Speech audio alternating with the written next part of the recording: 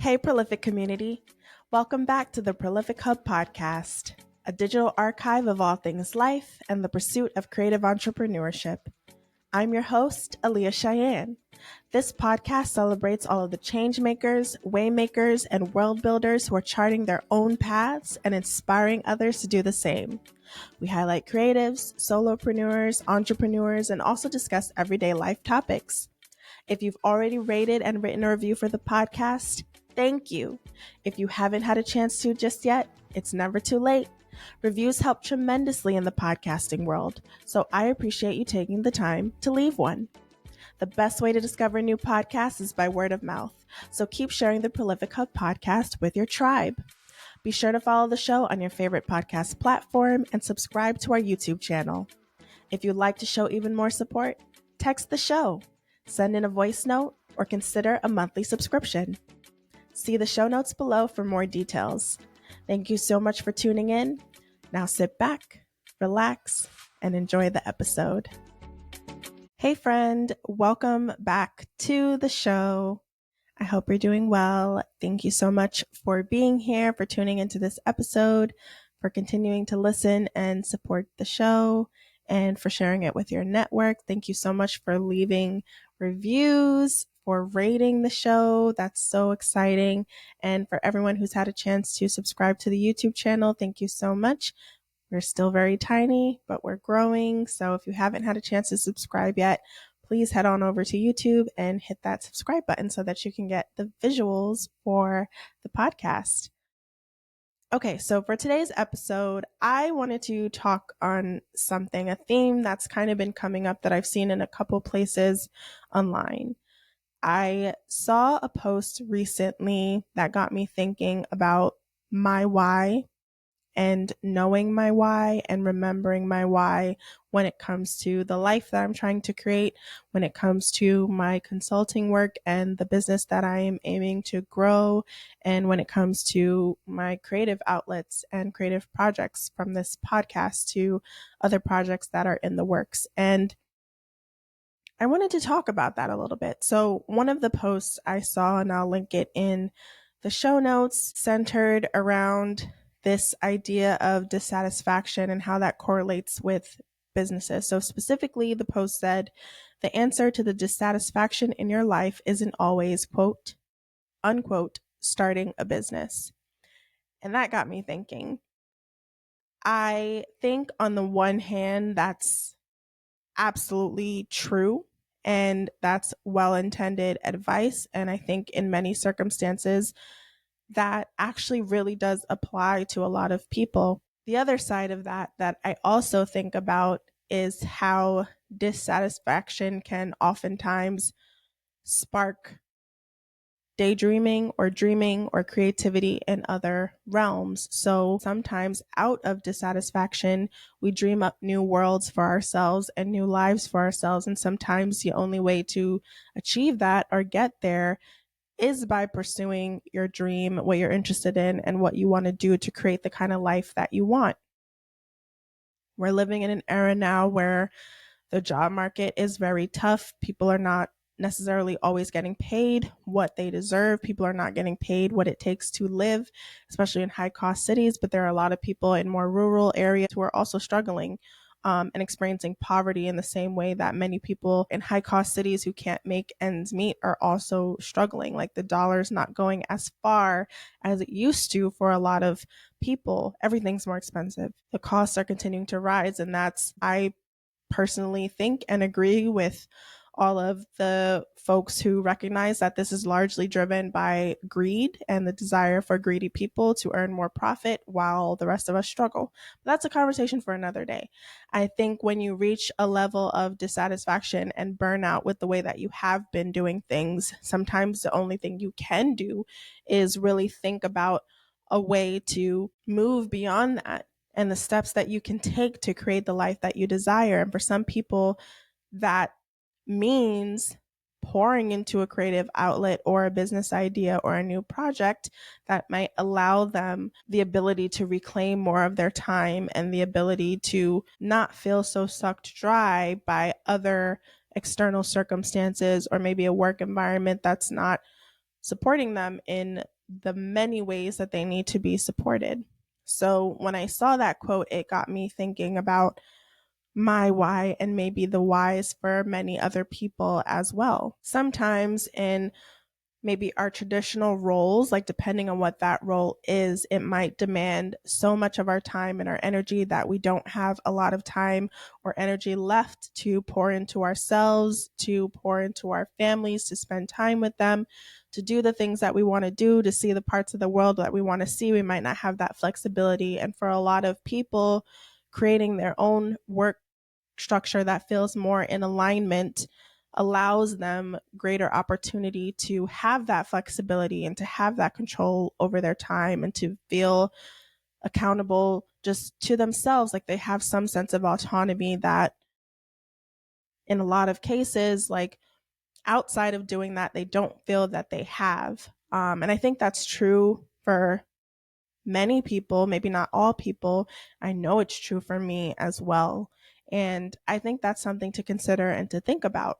Now, this absolutely will not apply to everyone. There are plenty of people who are completely satisfied with their life, but they still maybe are interested in more and curious about doing more. So maybe their ideas for creating a business isn't fueled or driven by dissatisfaction, but I do feel like dissatisfaction can sometimes spark ingenuity and spark creativity. It can sometimes allow us to sink more deeply into ourselves, to go into the void, if you will, and really search for meaning and purpose and what feels more aligned. And sometimes we emerge out of that with a brilliant new idea or a creative new idea that might allow us some more freedom and ability to reclaim our time. And I know this may sound like a very idealistic view of starting a business or entrepreneurship.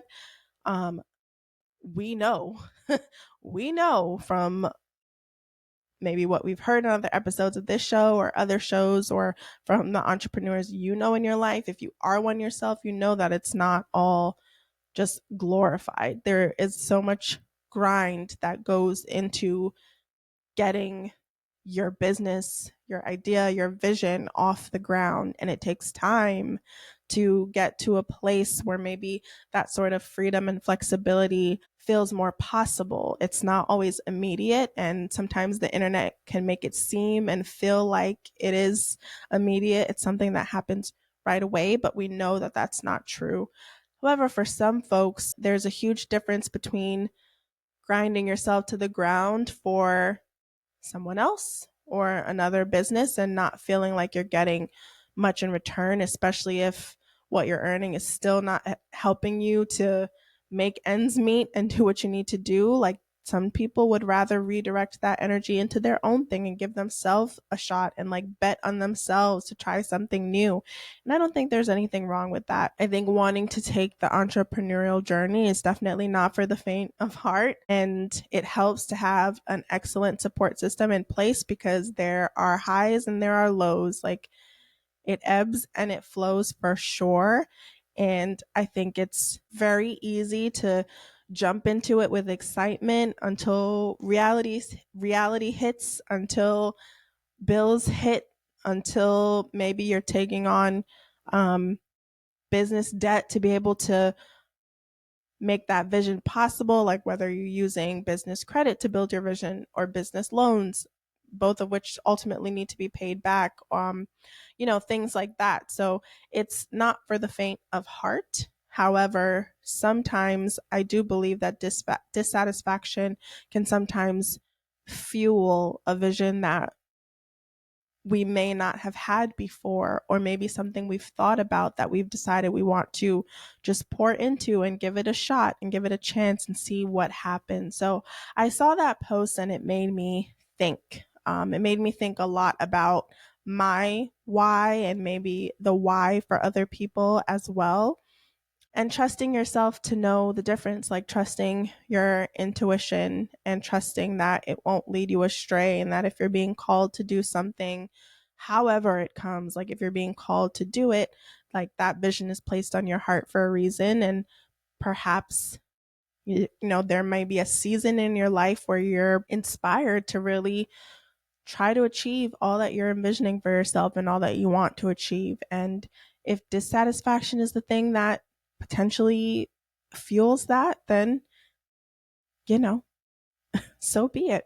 So I thought that was interesting. Something I wrote down is, wanting change, wanting more control and flexibility over your time, wanting to be able to spend more time with your family and pouring into self-care, wanting to open the doors to unlimited earning potential, and so many other factors are all valid reasons for pursuing an idea or a dream and founding a business, if that is the means or the vehicle that you choose to use to make that possible. Sometimes dissatisfaction with life sparks creativity and allows you to travel through the waters of your genius zone. Again, going into that void and seeing what might be possible.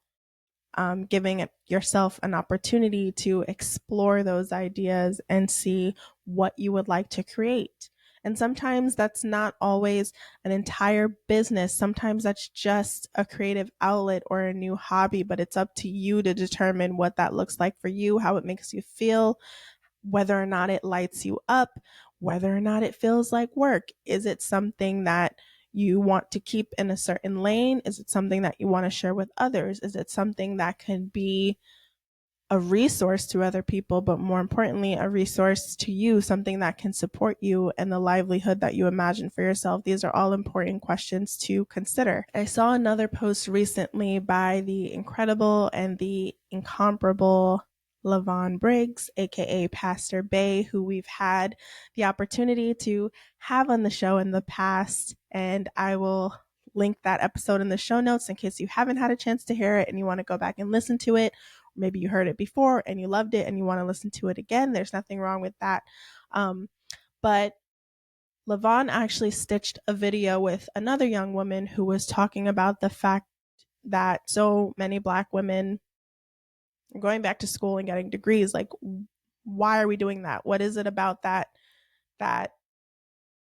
drives so many Black women? Like, just kind of posing that question. And Lavon stitched the video and shared her thoughts around that, some of which are definitely statistically true. Black women are earning the most degrees at a most rapid rate.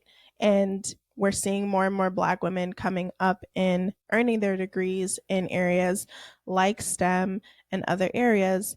However, there are a lot of Black women who are also earning degrees in different areas of the humanities too. So it's not just that we are earning the most degrees, it's the type of degrees that we're earning and the earning potential that's traditionally tied to that.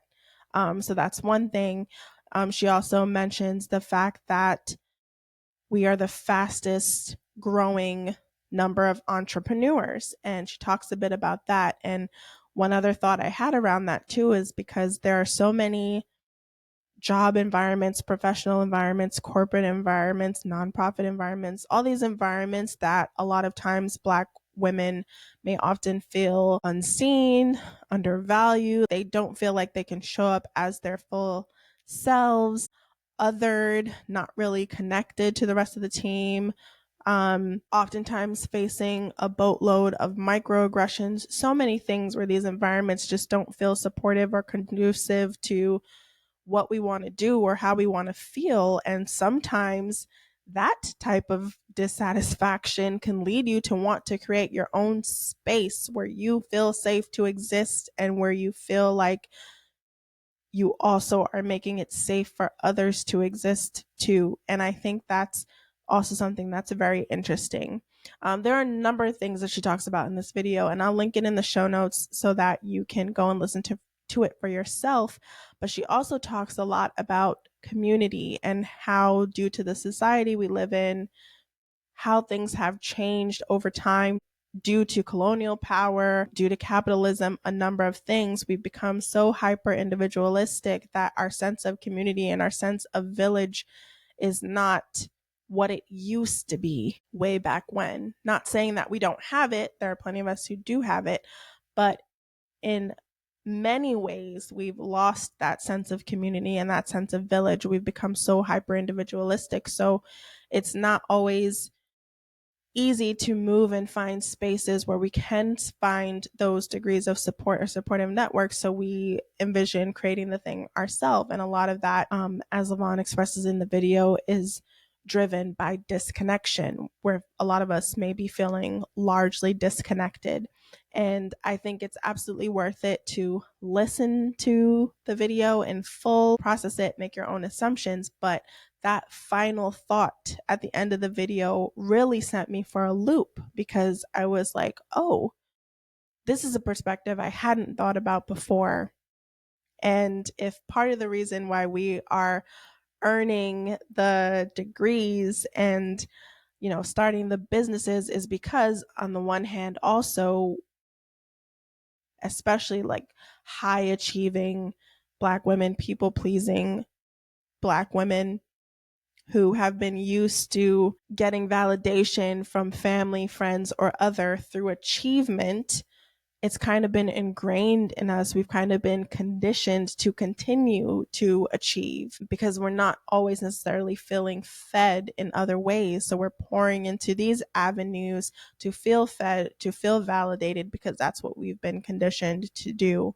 And it was just a very interesting thought process around the ties between disconnection and productivity and starting businesses and all of these different things. And that got me thinking as well. I say all that to say that there are going to be a lot of things that, we see online. And in those moments where maybe doubt may come up, or maybe we're introduced to a perspective we hadn't thought about before, and maybe it causes us to question our own ideas or thought process or visions for ourselves, it's going to be so important and so imperative to remember your why. When these things come up and they challenge us and they make us think, or maybe they make us doubt what we're doing or the path that we've chosen, this is when it's so important to hold fast to your why. Why did you choose to do this? Why are you pursuing this? Why is it important to you? Why does it matter to you? I think it's so important to remember why you started your business, if that applies, and why you have that desire to start it, or maybe even multiple businesses. Like, what is the core reason? What is your why? I know for me personally, my why is deeply tied to freedom. The freedom to work how and where I want to work, the freedom to do it while traveling, to do it while at home. And when I'm pouring into something I'm really interested in, or I'm really excited about, or I'm creating something that matters to me, like that feels really good, that I know will support others, like to me, it doesn't matter when I'm doing it. Like I don't feel burnt out by it because I'm so fueled by it and I'm so driven by it. So I think that's important. My why is tied to freedom, again, to have control over my time and to have control over my days. That is super important to me. I can think of so many instances where I just felt so physically and emotionally just drained from various places that I didn't really have time or energy to pour into what I wanted to do and what I wanted to create. And that's a frustrating feeling. Many people work around it and do what they need to do for as long as they need to do until they get to a point where, they can move how they want to move in the world. And I understand that completely as well. But I also think that for me, like, my part of my why, tying back to freedom, is to have control over my time, to have control over my days and how I spend them, and pouring into my work and being able to, have time dedicated to self-care, quality time with family, travel, like all of these things. Like, I want to be able to blend these together in a way that feels fluid and works in flow for me, but that also supports the lifestyle and the vision that I have for myself around freedom and flexibility and control over my time. I've said this many times on the show too. I would be lying if I said I didn't struggle with authority in a bit, like in a sense, because I think in situations where I've had excellent leadership or bosses and mentors that have really been supportive of my growth as a professional. Like, I have thrived, but I've also had way too many experiences where that was not the case. And I might have left spaces or environments slightly traumatized and needing to recover because the spaces weren't safe. There were a lot of microaggressions. There were several moments of blatant and direct misogynoir, and a number of other things. And I I struggle to be under the leadership or the mission of someone else who doesn't see me fully as a person, because they would never be committed to my safety. They will never be committed to my growth. They will never fully be committed to collaboration because they're not seeing me as an equal or someone that's worthy of cultivating in that way.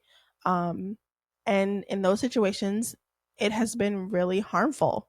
I can think of several examples of bosses who should have been incredible leaders, who should have supported my professional development and, you know, mentored me or encouraged me, or even just trusted me to do work and be capable, who just did the complete opposite at every chance they got. Maybe took the opportunity to be belittling or to humiliate me in some instances, or to disregard me, or to not prioritize opportunities for me to be in certain spaces and in certain rooms and to grow. And that has been really harmful. So I've struggled in certain situations because certain environments that really fostered or catered to my growth, like, they didn't really happen. They weren't safe spaces. So that's also something that I've struggled with. So in starting my own business, I know how I want to show up for myself. And if I ever get to a point where I do have a team around me supporting me, like, I know how I want to engage with them, how I would like to show up for them, and how I would like to communicate with them, and how I would like to help them grow professionally. And yeah, that's pretty important to me. So that's also another aspect of my why, like thinking about why I wanted to start my own consulting business and work, and how I would like to move forward and grow within that business. Part of my why now as well has a lot to do with the life that I desire. Um, Several episodes back, we talked a little bit about building your dream life or creating your dream life. And I know what I envision my dream life to look like. So it's important for me to put the work in now so that I am creating that, and that I'm, making that possible for myself in the future to come. Taking it day by day, taking it step by step, because I know what I'm working toward. I know the vision I hold for myself and the life that I want to create and what I want it to feel like. I feel like, it's so important to like sink into those feelings and be present in those moments that really align with how we desire to feel and what we desire for ourselves. So when I have moments now in my current life and my present life that really mirror what I want for my dream life, when I'm feeling bouts of ease, when I'm having moments where I'm having help, where I'm having moments where I'm able to spend my day the way that I desire. Maybe I work for X number of hours, but I'm able to go out and do something else after. Or maybe I spend my morning catering to self-care and running errands, but my afternoon, I know I'm locked in for a while doing work. Like, when I'm living in those moments, when those moments are present for me, it's so important for me to sink into the feeling and to be grateful for being able to experience this now, like knowing what it feels like in my present moment, knowing what it feels like in my body, so that when this becomes second nature, when this becomes my everyday, I will have already known that feeling. My body will have already recognized what it feels like to be present in that feeling, so that when it happens, I can continue to hold on to it. When it's not happening, I can think about it, remember it, call it in, continue to make it familiar to me, so that I am in a way like, pulling that into my ether. I'm attracting it. I'm making it possible. I'm recognizing it when it's here. I'm expressing gratitude when it's here so that it can show up more frequently in my life, because I know how important that is as well. I think really reveling in moments, when I'm able to feel my desires materialize and be tangible, just being present to that and sinking into that feeling is so important. Really sinking into it, really melting into it and fully embodying it is so important. So I say all that to say that remembering your why is so important. It's so imperative to staying grounded, to holding the vision, to not giving up when it gets tough, or recognizing what matters to you most and what is most important, how you might need to pivot to get to that point in creating the life that you desire. So I think that that's so just instrumental to being able to go on this journey, to move through the ebbs and the flows, to ride the wave, and to really create the life that you envision. So holding on to your why, remembering that, working toward that, never losing sight of that is so important. That being said, I would love to know your why. So if you are a creative, if you are a solopreneur or an entrepreneur, if you are someone who is considering, starting this path and considering putting yourself out there in whatever way to create a business idea or a creative project or take up something new, I would love to know, what is your why? And if you think about it and you feel like sharing it, I would love to hear from you in a text message to the show or maybe a voice note to the show to share more and express more about your why. All right, friend, that's all I have for today. So thank you so much for tuning into this episode. Thank you so much for sharing the show with your network. Thank you so much for rating the show, for leaving positive reviews. I think there's actually a comment feature now on Spotify. So if you're listening on Spotify and you'd like to leave a comment on any episode, that's something you can do now. And I have the opportunity to respond back to you there, which is really cool and a fun way to interact. So I would love to hear your thoughts on knowing your why. On the next episode, we'll be speaking with Fabi Cordaro.